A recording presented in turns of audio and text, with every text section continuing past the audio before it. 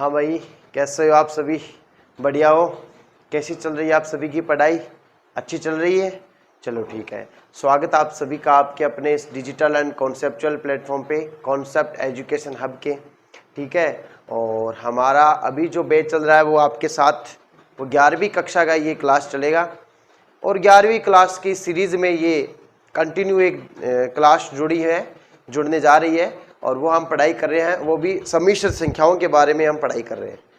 और सम्मिश्र संख्याएं क्या जितना हमने पढ़ दिया था लास्ट क्लास में, हमने ये पढ़ा था कि सम्मिश्र संख्याओं में सम्मिश्र संख्या होती क्या है, सम्मिश्र संख्याओं को कैसे लिखते हैं, और सम्मिश्र संख्याओं को जड़ से निरूपित करते हैं तो उसका मानक रूप क्या है, a प्लस आयोटा b या x प्लस आयोटा y। उसमें वास्तविक भाग कौन सा होता है, काल्पनिक भाग कौन सा होता है ना। और बहुत सारी बातें सीखी थी। दो सम्मिश्र संख्याओं को जोड़ना सीखा था, बाकी करना सीखा था, गुणा करना सीखा था, और इकाई के घनमूल निकाले थे हमने। और हमने सीखा था दो सम्मिश्र संख्याओं को आपस में तुलना करनी नहीं सीखी थी, वो आज सीखेंगे। और हमने सीखा था आयोटा की घातें, है ना, जिसमें 4 घात पर आयोटा का मान 1 होता है। और उसके 4 गुणज के एक जोड़ देंगे तब प्लस का आयोटा, एक घटा देंगे तब माइनस आयोटा। ये सब हमने पिछले की क्लास में हमने सीखा था। और आज हम क्या क्या सीखेंगे? आज हम सीखेंगे एक सम्मिश्र संख्या को दूसरी सम्मिश्र संख्या से भाग देना, फिर एक सम्मिश्र संख्या का मापांक निकालना, उसका संयुग्मी निकालना, यानी उसका हमें कॉन्जुगेट ज्ञात करना होगा आज, ठीक है ना। तो उसका कॉन्जुगेट यानी संयुग्मी ज्ञात करेंगे। और इस तरह से दो सम्मिश्र संख्याओं का आपस में भाग देना सीखेंगे। तो बहुत सारी बातें आज हम सीखने जा रहे हैं। और आपका ये चैप्टर 5.1 भी आज सॉल्यूशन देंगे, ठीक है ना। उसके बाद में 5.2 का कॉन्सेप्ट, उसके बाद में उसके सॉल्यूशन। इस तरह से हमारी पढ़ाई चलेगी। तो उम्मीद है आप लोगों को ये समझ में आ रहा है। चलो इसको आगे स्टार्ट करते हैं, ठीक है। Let's start. तो हमारा ये क्लास 11 का जो बैच है,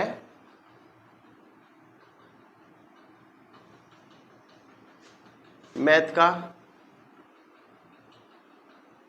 ठीक है। और इसमें हमारा चल रहा है सम्मिश्र संख्या,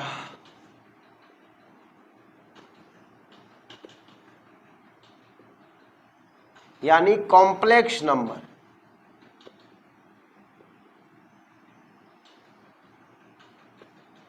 जिसको व्यक्त किया जाता है z से और x प्लस आयोटा y, या फिर a प्लस आयोटा b। एक ही बात है, कोई बड़ी बात नहीं है। जिसमें आपसे कोई पूछ ले कि रियल पार्ट ऑफ z क्या होगा, तो जिसमें आयोटा नहीं है। और इमेजिनरी पार्ट ऑफ z पूछ ले तो जिसमें आयोटा है, ठीक है ना, या a या b। तो ये एक सिंपल सी बात हमने जानी थी। आज हम सीखेंगे किन्हीं दो सम्मिश्र संख्याओं का आपस में भाग कैसे लगता है। देखो, भाग जैसा कुछ है ही नहीं, भाग गुणा एक ही बात है। यानी दो सम्मिश्र संख्याओं का गुणा कर लो या भाग दे लो, एक ही बात है। वो आपको बस दो अलग अलग फर्क में डाल दिया, वैसे होता नहीं है। जैसे मैं एक क्वेश्चन करता हूं, ठीक है ना, जैसे ऐसे लिख लेते हैं, चलो कोई बड़ी बात नहीं है, कि आपके पास Z1 है 3 - 4 आयोटा और Z2 है आपके पास 1 + 2 आयोटा, ठीक है ना, 1 + 2 आयोटा। और आपको ये कहा गया है कि Z1 में Z2 का भाग दे दीजिए, ठीक है। Z1 में Z2 का भाग दे दो। तब आप क्या करोगे, Z1 में Z1 का मान और Z2 के सामने Z2 का मान। अब बच्चा पार्टी देखो, हमने पहले ये पढ़ा था कि वर्गमूल में एक तो माइनस, बट्टा में 0, बट्टा में वर्गमूल और बट्टा में आयोटा। ये तो मुझे पता है पसंद है ही नहीं, ये हम डिसलाइक करते हैं। लेकिन आज के बाद में एक और जोड़ लो कि हमें बट्टा में आयोटा भी कभी भी पसंद नहीं होगा। अगर कभी आयोटा बट्टा में आ जाए, उसको हाथों हाथ क्या बनाओगे, ऊपर अंश में लेके जाएंगे। अगर हर में आयोटा है तो अंश में लेके जाएंगे। और उसका तरीका एक ही है, और वो तरीका मैं आपको बता देता हूं। उस तरीके का नाम है परिमेयकरण। क्या नाम है बच्चों उसका? परिमेयकरण। तो परिमेयकरण कैसे होता है, नीचे जो कुछ भी लिखा होता है उसका चिन्ह बदलो और ऊपर नीचे उसी संख्या से क्या कर दो, गुणा कर दो, उसी संख्या से गुणा, बस, यानी आपको गुणा करना है। देखो यहां पे हम करेंगे परिमेयकरण, तो देखो परिमेयकरण कैसे होगा, 3 - 4 आयोटा 1 + 2 आयोटा, और इसमें हमें नीचे जो लिखा है ना उस प्लस को किस में बदलना है, माइनस में, प्लस को किस में बदलना है, माइनस में बदलना है।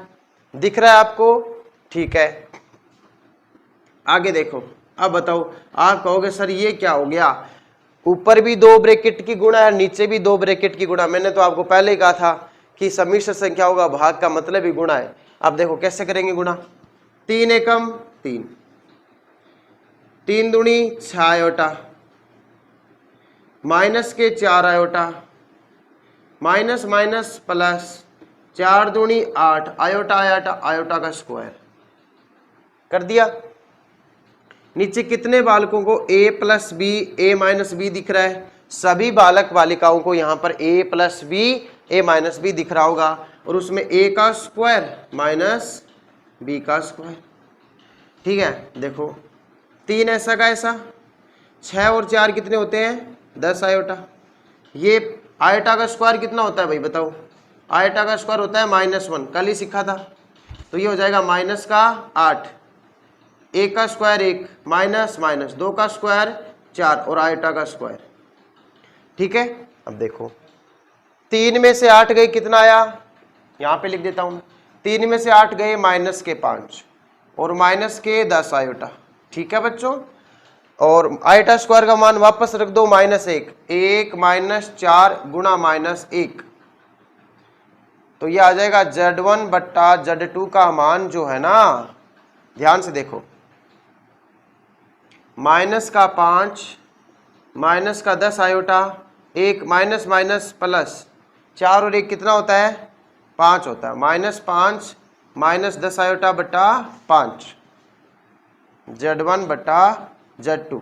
अब इस 5 का भाग इसमें भी जाएगा, इसमें भी जाएगा, यानी -1 बार और -2 आयोटा। देख लो ये आ गया इसका आंसर, -1 - 2 आयोटा।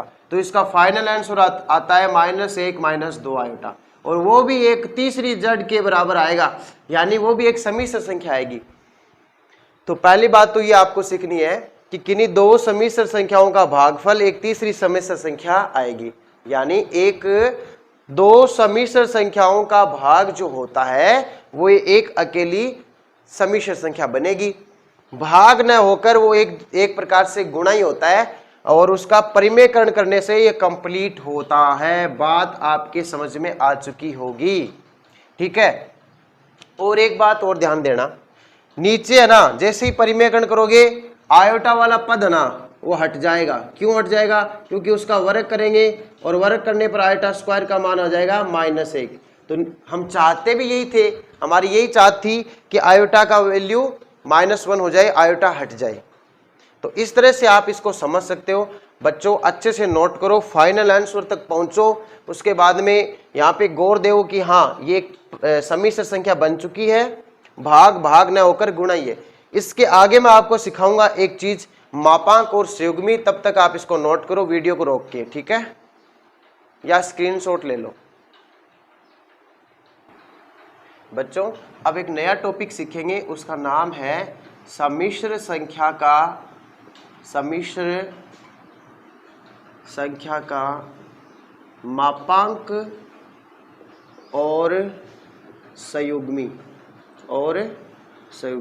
ठीक है। तो मापांक और संयुग्मी कैसे ज्ञात करेंगे वो हम सीखेंगे। पहले तो ये कि आखिर ये होता क्या है, मतलब मापांक क्या होता है और संयुग्मी क्या होता है, पहले तो यही सीखेंगे अपन, ठीक है ना। मैं एक तरफ मापांक बता देता हूँ, एक तरफ संयुग्मी बताता हूँ आपको, और ये आप कर पाओगे फिर, मापांक और संयुग्मी, ठीक है। बहुत आसान है, कुछ भी नहीं है, देखते जाओ आप लोग। तो सबसे पहले आप ये समझो, इसको कॉन्जुगेंट बोलते हैं, इसको मॉडुलस बोलते हैं। इसको क्या बोलते हैं, मॉडुलस, ठीक है ना, इसको बोलते हैं मॉडुलस, और इसको बोलते हैं कॉन्जुगेट, ठीक है। कोई भी जड़ जो होती है ना वो a प्लस आयोटा b का रूप होता है। हाँ तो बच्चों a प्लस आयोटा b रूप होता है जड़ का मान, ठीक है ना। ये आप एक समिश्र संख्या लिख रहे हो, कोई बात नहीं, समिश्र संख्या लिख रहे हो। पहले तो मैं बता देता हूं कि आखिर ये मापांक होता क्या है, संयुग्मी क्या होता है। अगर किसी जड़ का मापांक चाहिए आपको, जड़ का मापांक, मापांक का मतलब होता है उसका परिमाण, परिणाम नहीं, परिमाण। अब वो परिमाण क्या है मैं आपको बाद में डायग्राम से बताऊंगा।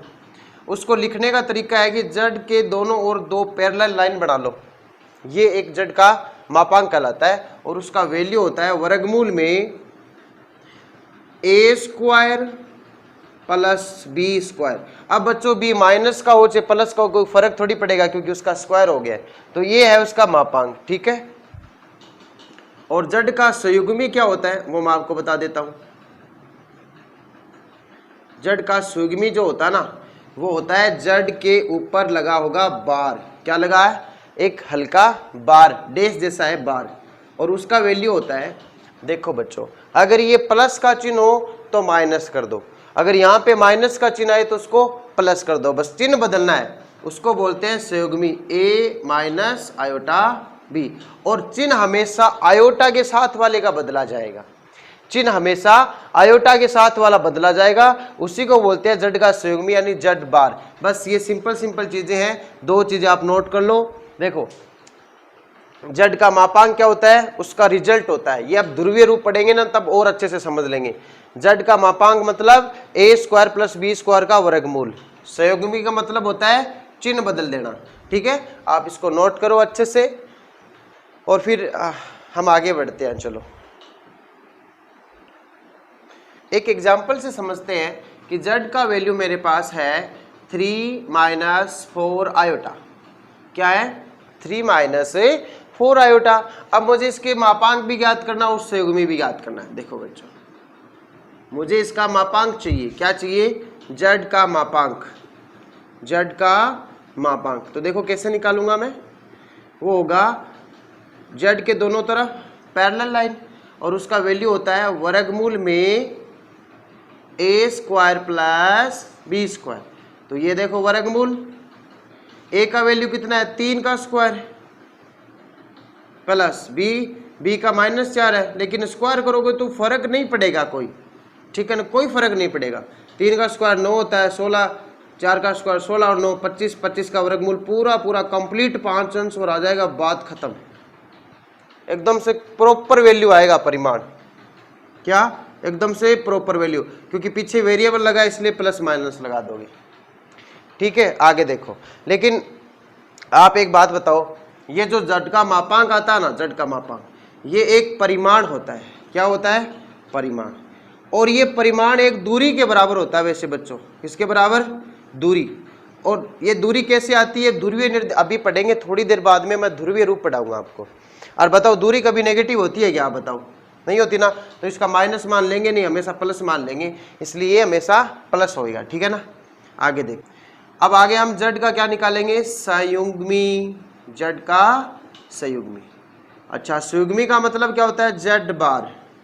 तो उसमें अब देखो बच्चों मैंने क्या कहा था, अगर माइनस आए तो प्लस कर दो, प्लस हो तो माइनस कर दो। यहाँ पे माइनस है तो उसको बना दो प्लस, 3 प्लस 4 आयोटा, बात खत्म। बस आपको इतना सही समझना है, अगर इतना समझ में आ गया है तो फिर आगे बढ़ते हैं। हम आगे बढ़े, चलो आगे बढ़ते हैं बच्चों। अब आपको मैं थोड़ा सा प्रॉपर्टीज बता देता हूं, एक तो मॉडुलस जड़ का, एक उसका संयुग्मी का। देखो क्या होता है, बहुत सिंपल सी बात है। यदि आप मुझे एक बात बताओ, आपने क्या किया, कोई दो जड़ ले ली और उनको आपस में गुणा कर दिया, आपस में गुणा करने के बाद भी तो एक समिश्र ही बनेगा, उसका कंप्लीटली आपने मॉडुलस निकालने की कोशिश करी। तो बच्चों आप एक काम कर सकते हो, अलग अलग मॉडुलस निकाल के फिर उन दोनों की गुणा कर सकते हो, यानी ये मापांक है ना, ये बंट जाएगा इधर भी और उधर भी। पहली प्रॉपर्टी तो ये, और ये हम सवालों के माध्यम से कर सकते हैं, उदाहरण के माध्यम से, कोई बड़ी बात नहीं है, आराम से हो जाएगा। दूसरा देखो, और अगर हमने क्या किया Z1 बटा Z2 का पहले भाग दिया और उसके बाद उसका परिमाण ज्ञात करना है। तो आप ऐसे ना करके आप क्या कर सकते हो, आप पहले Z1 का परिमाण निकाल लो फिर Z2 का निकाल लो, आप ऐसे भी कर सकते हो। लेकिन आप ये केस नहीं कर सकते, ये आप नहीं कर सकते। देखो अगर Z1 में Z2 जोड़ा या घटाया गया हो और आप इसका परिमाण निकालो और आप ऐसे लिख दो कि सर पहले इसका निकाल लो फिर इसका निकाल लो, नहीं, ये पॉसिबल नहीं है, ये गलत है, ये एकदम से रॉन्ग है। बस ये ध्यान रखना आपको, ये रॉन्ग है, बाकी ये सही है, ठीक है ना। तो ये था आपके मॉडुलस के 2-3 प्रॉपर्टी हैं, वो आपको ध्यान रखनी है। अब आगे बढ़ते हैं, चलो नोट करो इसको फटाफट बच्चों। इसी तरीके से हम संयुग्मी वाले की भी प्रॉपर्टी पढ़ेंगे। देखो इनको हम उदाहरण के माध्यम से कर सकते हैं, बहुत आसान है, ठीक है ना। उदाहरण के माध्यम, आप 2 समिश्र संख्या ले लेना और वो आप उदाहरणों से देख करना LHS RHS के बराबर आएगा, ठीक है। आप देखो आपने किन्हीं 2 संख्याओं को पहले गुणा किया और फिर आपको उसका कंप्लीट संयुग्मी ज्ञात करना है, क्योंकि ये भी एक नई समिश्र संख्या बनेगी। ऐसा न करने के आप क्या करो, पहले पहली का निकाल लो फिर दूसरी का निकाल के उससे गुणा कर दो, बात एक ही है। यानी ये बार गुणा में है तो बंट जाएगा, ठीक है ना। देखो फिर Z1 बटा Z2 किया और उसका होल बार निकालना चाहते हो तो आप क्या करो, पहले Z1 का बार निकालो फिर Z2 का बार निकालो, ये भी चलेगा। बार में सब ठीक है, बार में कोई दिक्कत वाली बातें नहीं होती। अब देखो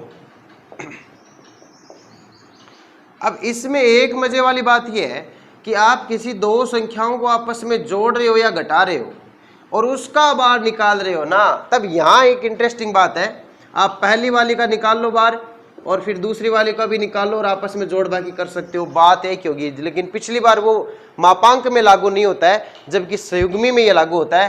तो ये 3 प्रॉपर्टी आपको बहुत ज़्यादा ध्यान में रखनी है। तो बहुत आसान है, उदाहरण से हम कर सकते हैं, ठीक है। इनको नोट करो और इनको मिटाते हैं, फिर आगे देखो। हाँ जी, अब आया एक बढ़िया टॉपिक जिसको पढ़ने में वाकई में इंटरेस्ट आने वाला है, मज़ा आने वाला है। क्यों? क्योंकि इसमें कुछ मैथ लगेगी, ठीक है ना। देखो ये कहना चाहता है कि सम्मिश्र संख्याओं का गुणात्मक प्रतिलोम बताइए, गुणात्मक प्रतिलोम बताइए। देखो अभी हम क्या करते हैं, अपन को एक सम्मिश्र संख्या चाहिए और उसका गुणात्मक प्रतिलोम। पहले तो आपको ये पता होना चाहिए कि गुणात्मक प्रतिलोम क्या होता है, पहले तो आपको ये पता होना चाहिए। देखो प्रतिलोम का मतलब होता है उल्टा गुणा, यानी एक ऐसी संख्या जो किसी संख्या के गुणा में आए और गुणा होने पर उसको इकाई बना दे। क्या बना दे? इकाई। वो उसका गुणात्मक प्रतिलोम होता है बच्चे। जैसे कि मान लो 3 है, 3 को किसी ऐसी संख्या से गुणा करो जिसका मान 1 हो जाए। आप मुझे पता है हाथों हाथ 1/3 से क्या कर दोगे? गुणा, और 3 से 3 कैंसिल होकर आंसर कितना आ जाएगा? 1। वैसे ही एक सम्मिश्र संख्या को किसी एक सम्मिश्र संख्या से गुणा करने पर अगर इकाई आ जाए तो वो उसका क्या कहलाता है? गुणात्मक प्रतिलोम। तो ऐसे ही देखो हम क्या करेंगे, एक सम्मिश्र संख्या मानेंगे। क्या मानेंगे? सम्मिश्र संख्या। और वो हमने मान लिया, माना z बराबर है x प्लस आयोटा y, ठीक है ना, मैंने मान लिया। और गुणात्मक प्रतिलोम अभी मैंने क्या कहा, देखो कोई भी 4 है उसका गुणात्मक प्रतिलोम क्या होगा? 1/4। 5 है उसका गुणात्मक प्रतिलोम 1/5, यानी जो संख्या उसका उल्टा गुणात्मक प्रतिलोम होता है। तो अगर z इसका z संख्या है तो z का गुणात्मक प्रतिलोम क्या होगा बताओ? गुणात्मक प्रतिलोम होगा उसका उल्टा। बच्चा बता देगा ये तो, जो मैथ को भी नहीं पढ़ता वो भी बता देगा। 1/z, यानी 1 के बट्टा में z का value x plus iota y, ठीक है ना। अब देखो इसी को बोलेंगे 1/z को, x प्लस आयोटा y का उल्टा हो गया। चलो ठीक है। अब कितने बच्चे मुझे यहाँ पे आराम से बता सकते हैं कि सर ये z हर में है, इसके नीचे है, बटा में है, और बटा वाली चीज अगर ऊपर जाती है तो उसकी घात माइनस हो जाती है। तो बताओ z की घात -1 लिख सकता हूँ क्या? कोई दिक्कत है क्या? सर लिख सकते हो, कोई बड़ी बात नहीं है। और बराबर में तो आपके क्या चल रहा है? 1 plus x plus iota y। यही चल रहा है। अब बच्चों मैंने आपसे क्या कहा था, सर आप ही कहोगे मुझे पता है सर इसके बटे में आयोटा आ रहा है और आयोटा अच्छा नहीं लगता, इसलिए इसका क्या करेंगे, बताओ क्या करेंगे, परिमेयकरण करेंगे। क्या करेंगे, परिमेयकरण। और परिमेयकरण करने के लिए ऊपर नीचे किससे गुणा करेंगे, x माइनस आयोटा y से परिमेयकरण करने पर, ठीक है ना। थोड़ा ऊपर लिख दो, ये थोड़ा नीचे हो गया ना, कि x माइनस आयोटा y से परिमेयकरण, ठीक है ना। तो देखो कैसे करेंगे, मैं यहाँ पे थोड़ा सा इसको स्क्रीन आधा कर लेता हूँ, शेयर कर लेते हैं। तो z इनवर्स का मान आ जाएगा x माइनस आयोटा y, ऊपर आ गया और नीचे आ गया x प्लस आयोटा y गुणा x माइनस आयोटा y। मैं सही हूं या गलत बताओ, आप सही हो बच्चा लोग और हम भी सही है। देखो अब देखो z इनवर्स बराबर, ऊपर तो आ गया आपका x माइनस आयोटा y और नीचे देखो कितने बच्चे ध्यान से देख के बता रहे, a plus B, a minus B और a plus B, a minus B होता है a square minus B square, होता है कि नहीं होता। तो देखो यहाँ पे a square minus iota y का b स्क्वायर, ठीक है ना। यहाँ तक सबको समझ में आया कि सर समझ में आ गया। आगे देखो z इनवर्स बराबर x माइनस आयोटा y बटे ये हो जाएगा x स्क्वायर, ये हो जाएगा आयोटा स्क्वायर और y स्क्वायर, है कि नहीं। अब कितने बच्चे बता सकते हैं आयोटा स्क्वायर का वैल्यू -1 होता है, कितना होता है माइनस, तो यहाँ पे लिखेंगे चूंकि आयोटा स्क्वायर का वैल्यू होता है -1, ठीक है। तो देखो z इनवर्स बराबर आएगा x minus iota y, I think आपके फ्रेम में दिख रहा है x माइनस आयोटा y, और ये x स्क्वायर हो जाएगा और ये माइनस इस माइनस को क्या कर देगा प्लस और y स्क्वायर। ध्यान से देखना, इसके जगह क्या आएगा -1 और -1 क्या हो जाएगा प्लस। बस यहाँ पर आपको एक रिजल्ट मिलेगा बच्चों जो आपको बहुत फायदेमंद होगा। एग्जाम में तो इसका क्वेश्चन आएगा ही आएगा, प्लस कॉम्पिटिटिव एग्जाम में भी बहुत ज़रूरी है ये, ठीक है ना। तो इसको नोट करो, फिर जो रिजल्ट है वो इसको देख के लिखेंगे। अब ये तो थी कैलकुलेशन, अब कैलकुलेशन तो सबको आता है। मैथ ये थी कि 1/z को z इनवर्स लिख दिया, इसको परिमेयकरण कर दिया, कैलकुलेशन कर दी। अब इस कैलकुलेशन से एक रिजल्ट निकलेगा, वो रिजल्ट आपका कॉमन सेंस बताता है कि इसका क्या आंसर होगा, ठीक है ना। तो इसको आप नोट करो अच्छे से, वीडियो को रोक के, फिर मैं आगे बढ़ता हूं। बच्चा पार्टी z इनवर्स का वैल्यू क्या आया जल्दी बताओ मुझे। सर आया x माइनस आयोटा y बटा x square plus y square, यही आया क्या, यही है। आप कहोगे सर ये कुछ देखा देखा सा लगता है, आप कहोगे सर कुछ तो ये देखा देखा सा लगता है, लेकिन कहाँ देखा ये हमें पता नहीं है। लेकिन मैं आपसे एक बात पूछूं, मैं बताता हूँ, आपने z को क्या माना था, x प्लस आयोटा y माना था कि नहीं माना था, मुझे बताओ। z को x प्लस आयोटा y माना था, सर माना था। तो अगर मैं आपसे z बार पूछूं तो वो कितना आएगा बताओ। सर वो चिन्ह बदल दो आप, प्लस की जगह क्या कर दो माइनस कर दो। अरे वाह दिख गया, देखो प्लस की जगह क्या आया माइनस। बताओ x माइनस आयोटा y है क्या, इसका मतलब ये है कि हो ना हो ये z बार ही है। क्या है ये, z बार। तो मजा आ गया भैया इसमें। आगे सर ये नीचे वाले का और इलाज कर दो, फिर हमें एक फॉर्मूला मिल जाएगा किसका, गुणात्मक प्रतिलोम ज्ञात करने का, जब आपको z दी हुई हो।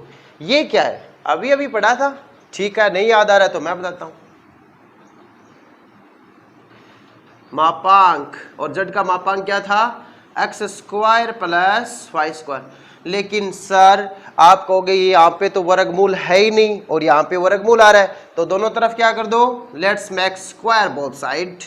वर्ग करेंगे तो ये वर्गमूल हट जाएगा और इस तरफ हो जाएगा इसका वर्ग, यानी 2 घात लग जाएगी। बोलो सही है कि नहीं है, सही है। तो सर इसकी जगह मैं ये यूज कर लूँ, बिल्कुल यूज करोगे, तो इसके जगह हो जाएगा ये z के मापांक का होल स्क्वायर। तो बच्चों ये है वो रिजल्ट जो मैं आपको सिखाना चाहता था और वो सीख गए हो आप लोग। अब आप इसको भूल नहीं पाओगे क्योंकि ये रिजल्ट हमने खुद ने क्रिएट कर लिया और खुद की क्रिएटिविटी पे कभी डाउट नहीं करते, है ना। चलो तो ये आप इसको नोट करो, इधर वाले पोर्शन को, उधर वाला तो किया हुआ है, ठीक है ना। मैं उधर वाला मिटा देता हूं, अभी आप लोगों ने नोट कर लिया था ना, ये उधर वाला मिटा देता हूं। देखो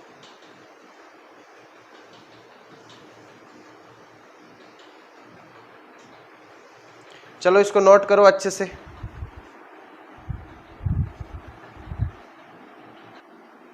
हाँ बच्चों, अभी अपने पास एक रिजल्ट आया है कि अगर आपके पास z का मान दिया हुआ हो x प्लस आयोटा y, तो अगर आपका उसको गुणात्मक प्रतिलोम ज्ञात करना है, यानी इनवर्स ज्ञात करना है आपको, तो आप क्या करोगे, उस z का आप पहले बार निकालोगे और फिर उसका मापांक निकाल कर उसका क्या कर दोगे, वर्ग कर दोगे। और ये रिजल्ट आपको हमेशा ध्यान रखना है, क्योंकि इस रिजल्ट से आपके क्वेश्चन इजी बन जाएंगे। और वैसे तो मुझे पता है आपको याद हो गया होगा ये, ठीक है ना।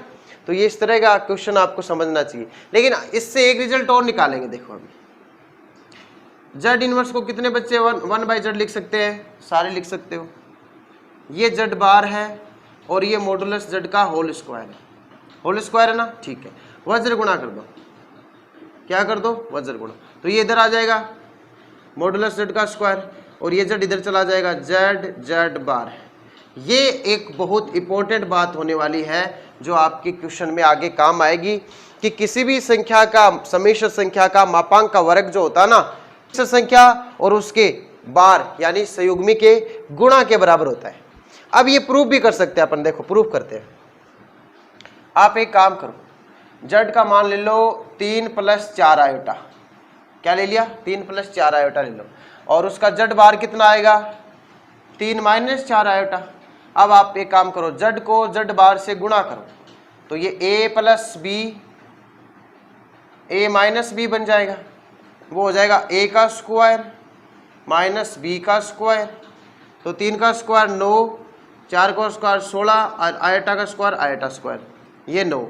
आयटा स्क्वायर का वैल्यू -1 माइनस माइनस प्लस 16 और 9 कितना आ जाएगा, 25। तो ये आ गया जेड जेड बार, ठीक है। इसी सवाल में आप एक काम करो, इसके लगे हाथ मॉडुलस जेड निकालो, तो मॉडुलस जेड आ जाएगा। अच्छा उसका स्क्वायर करो, स्क्वायर करोगे तो वर्गमूल आएगा नहीं। तो पहली संख्या का स्क्वायर 3 का स्क्वायर, दूसरी संख्या का स्क्वायर 4 का स्क्वायर, 9 और 16 कितना हो जाएंगे, 25। बताओ सेम आया कि नहीं आया। यानी ये प्रैक्टिकली भी पॉसिबल है और इस तरह से मैथमेटिकली भी पॉसिबल है। तो ये आपको थोड़ा ध्यान रखना है, ठीक है ना, ये कॉन्सेप्ट आपको ध्यान रखने। तो बच्चों इस तरह से अगर आप कॉन्सेप्चुअल पढ़ाई करोगे तो कभी अटकोगे नहीं, ठीक है ना। इनको नोट करो, इस एग्जांपल को नोट कर लो, फिर आगे बढ़ते हैं। अब देखो अपन क्वेश्चन करेंगे,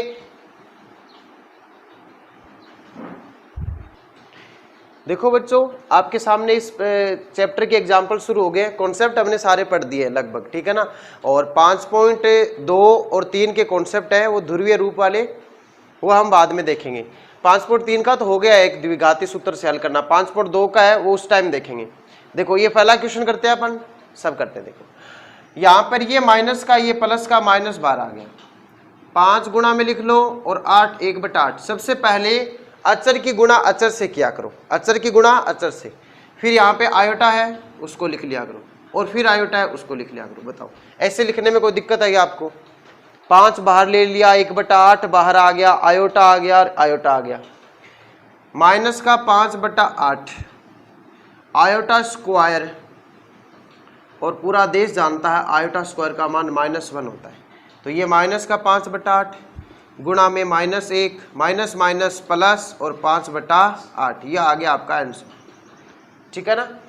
तो इस तरह से आप कर सकते हो, बहुत आसान है। अब जैसे मैंने सिखाया है उसके अकॉर्डिंग आप कहोगे सर ये तो कुछ भी नहीं है। अब देखो इसमें देखो, माइनस आयोटा गुणा 2 आयोटा, -1 की घात 3 कितनी होती है, -1। भाई -1 की घात 3 -1 होती है। 8 की घात 3 यानी 8 गुणा 8, ठीक है। और आयोटा की घात भी 3 होती है। अब देखो आप यहाँ पे एक काम करो, 2 को लिख लो साइड में। देखो ये माइनस माइनस माइनस हो जाएगा प्लस, और 2 गुणा नीचे 3 8 है, और आयोटा की घात 1 2 3 और 2 5। ध्यान से देखो मैंने अचरों की एक तरफ गुणा कर दी और आयोटा की एक तरफ गुणा कर दी। इससे फायदा क्या होने वाला है, ये माइनस इस माइनस से गुणा होके प्लस हो गया।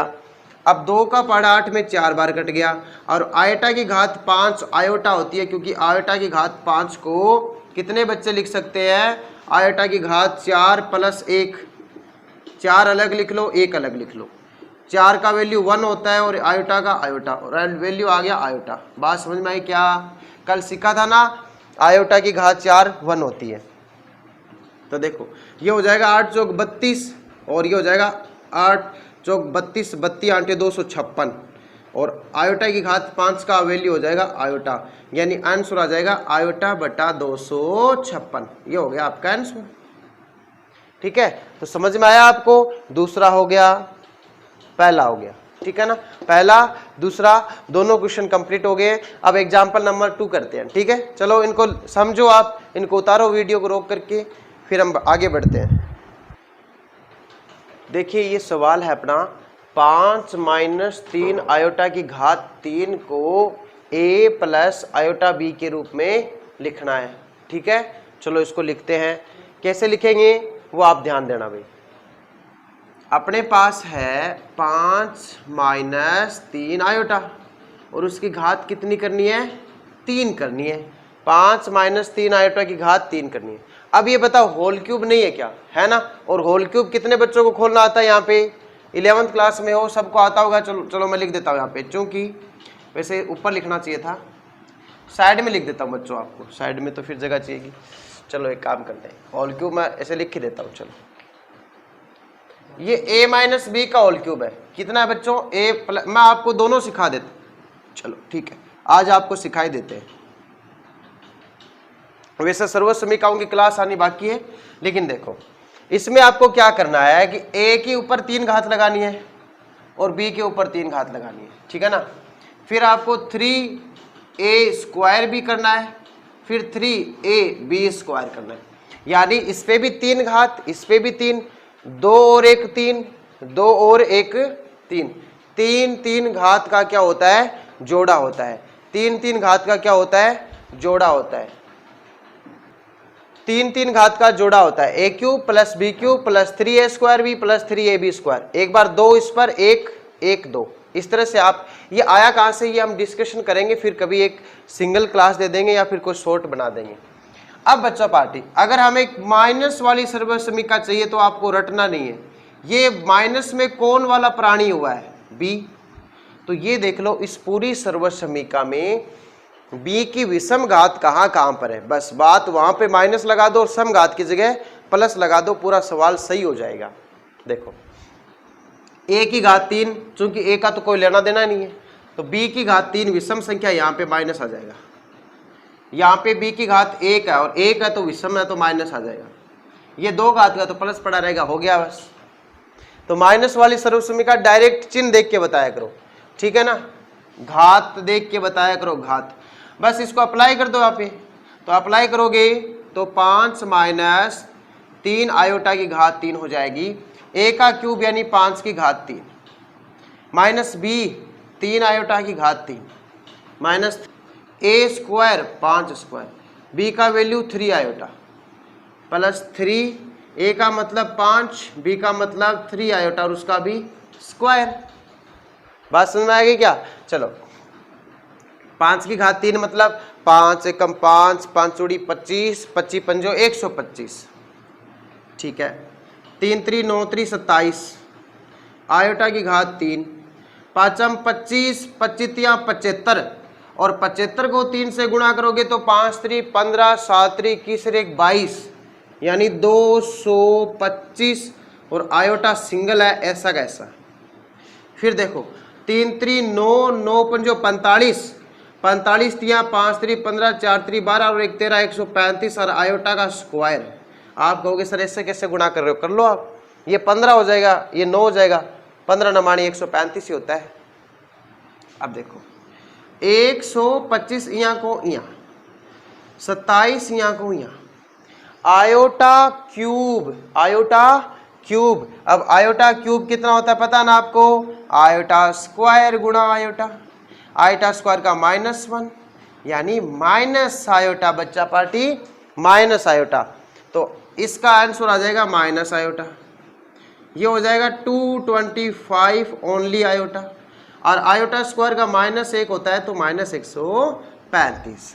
अब देखो बच्चा पार्टी, ये माइनस माइनस को कर देगा प्लस, 125 से 135 गया माइनस का 10, ये माइनस माइनस प्लस 27 आयोटा और माइनस का 225 आयोटा। तो देखो बच्चों -10, 225 में 27 गए, 25 तो वो गए, 2 और गए, देखो माइनस के 198 आयोटा, 198 आयोटा। ये है बच्चा पार्टी एक नई समिश्र संख्या जो इसका होल क्यूब बन के आया है। देखो, और इसमें अगर मैं तुलना करूं a प्लस आयोटा b की, तो मुझे हंसते हुए बता सकते हो a का वैल्यू कितना आएगा, बताओ एकदम से देख के बताओ कि इसमें a का वैल्यू कितना, तुलना करो। आप कहोगे सर फ्रेम में आ रहा ना आपको ये a, हाँ आ रहा है, बिल्कुल आ रहा है। तो a का वैल्यू कितना है -10, और b का वैल्यू देखो, b का वैल्यू -198, क्योंकि आयोटा से आयोटा आप एक बार तुलना करो तो इसके गुणा में माइनस का 198 b हो गया, तो माइनस का 198। तो इस तरह से आप तुलना करके बता सकते हो इसमें a का मान क्या होगा। तो बताओ a प्लस आयोटा b का रूप में बता दिया नहीं, कितना होगा, वो होगा माइनस का 10 माइनस का 198 आयोटा। ये a है और ये b है। उतार लो बच्चों, बहुत ही शानदार प्रश्न था। ऐसे प्रश्न आपके चैप्टर में मिलेंगे, घबराने की जरूरत नहीं है। उतारो इसको रुको एक बार, देखो आप लोग इसके स्टेप अगर नहीं समझ में आए तो वीडियो को थोड़ा पॉज करके वापस भी जा सकते हो, ठीक है ना। अब मैं अलग हो गया हूं तो वीडियो रोक के उतारो ताकि जल्दी से मिटाते हैं। लेट्स मेक सम फन बच्चा पार्टी। इस क्वेश्चन में देखो एकदम से फन होने वाला है। मैथ में कैसे फन होता है, मैथ में जब फन होता है जब आप किसी सवाल को निकालते हो और उसका आंसर प्रॉपर मैच आ जाए, आपकी खुशी का अंदाजा नहीं होगा। ये होता है, ये मेरे स्टूडेंट्स जो काफ़ी पढ़ते हैं, ठीक है ना, वो कहते हैं कि सर जब हम सवालों को निकालना शुरू कर दे, अगर वो एकदम फाइनल सही हो जाए तो हमें बहुत खुशी मिलती है। ये आपके साथ भी होता है। तो चलो इसको भी अब कंप्लीट करते हैं, और इसमें a प्लस आयोटा b के रूप में बनाना है, यानी आपको a निकालना और b निकालना। अब देखो a और b कैसे निकालेंगे, ध्यान से देख। हाँ तो चलो स्टार्ट करते हैं। देखो आपको इसमें कोई ज़्यादा ट्रिक नहीं लगानी। पहली संख्या की गुणा पहली संख्या से, फिर इसकी गुणा इससे करो, फिर इसकी गुणा इससे और इसकी गुणा इससे। लेकिन पहले इस -2 को थोड़ा सही से लिखो। देखो बच्चों, नजरिया ही बदलना आपको। ये वर्गमूल में -2 है, देखो माइनस का वर्गमूल 3 प्लस ये -1 बाहर आएगा, आयोटा बदल जाएगा, ये 2 हो जाएगा, ये 2√3 होगा, ये माइनस आयोटा होगा, ठीक है ना। अब ये बाहर आयोटा कैसे आए, पहली क्लास में समझा दिया। देखो -1 को आयोटा स्क्वायर लिखेंगे, एक आयोटा बाहर आ जाएगा, फिर इसकी इससे गुणा कराओ, -√3 गुणा 2√3, माइनस माइनस प्लस √3 गुणा आयोटा, फिर आयोटा √2 की गुणा हम करेंगे 2√3 से करेंगे, 2√3 से करेंगे, फिर प्लस की गुणा माइनस से करेंगे माइनस, फिर आयोटा √2 की गुणा हम आयोटा से ही करेंगे, ठीक है। अब देखो हमने इन सब को आपस में क्या कर दिया, गुणा कर दिया। अब इसका एक फॉर्मूला भी होता है कि रियल पार्ट की रियल पार्ट से गुणा करो, इमेजिनरी पार्ट की इमेजिनरी पार्ट के गुणा करो, उसमें तो आयोटा नहीं आएगा। फिर क्रॉस प्रोडक्ट करोगे, इधर का रियल इधर का इमेजिन, इधर का इमेजिन उधर का रियल, तो वो एक कॉम्प्लिकेटेड होता है, मैं इसे बच्चों को याद भी नहीं कराता, ठीक है ना। आप तो अपने मन से करो। वर्गमूल 3 से गुणा होगे 3 हो जाएगा, और 3 दूनी 6 होता ही है। यहाँ पर हो जाएगा वर्गमूल 3 आयोटा, यहाँ हो जाएगा आयोटा तो है साथ में लेकिन 2 भी है, और √2 √3 से गुणा हो गया √6 आयोटा हो जाएगा। और आयोटा आयोटा आयोटा स्क्वायर होता है, कितना होता है स्क्वायर, माइनस स्क्वायर का -1 होता है, माइनस माइनस प्लस हो जाएगा, और वर्गमूल का बच गया 2, ठीक है। अब देखो 2 तिया कितना हो जाएगा 6, वो भी माइनस का, और इस बेचारे को लेके आओ इसके पास, ठीक है। और इन दोनों के पास क्या नहीं है, आयोटा नहीं है साहब, और इसमें आए लोग कॉमन, वो आ जाएगा √3 प्लस 2√6।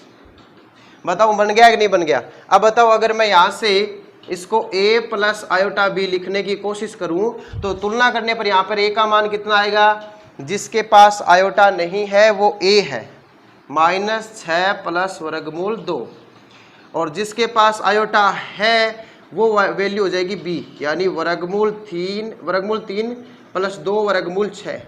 ये हो जाएगा a का मान, ये हो जाएगा b का मान। बताओ बच्चों, किसी भी चीज को याद करने की जरूरत पड़ी या फिर डायरेक्ट कर रहे हो?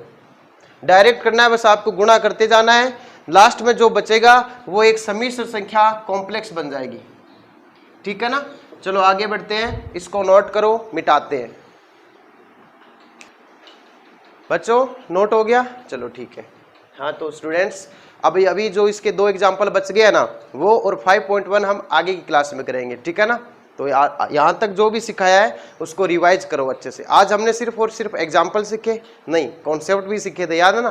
गुणात्मक प्रतिलोम सीखा था, एक समिश्र का दूसरे समिश्र में भाग भी सीखा था, मापांक सीखा और संयुग्मी सीखा था। तो आप इन सब को पढ़ते रहिए, मस्त रहिए, खुश रहिए और स्माइल करते रहिए, और मिलेंगे हम नेक्स्ट क्लास में। ठीक है? तब तक के लिए बाय।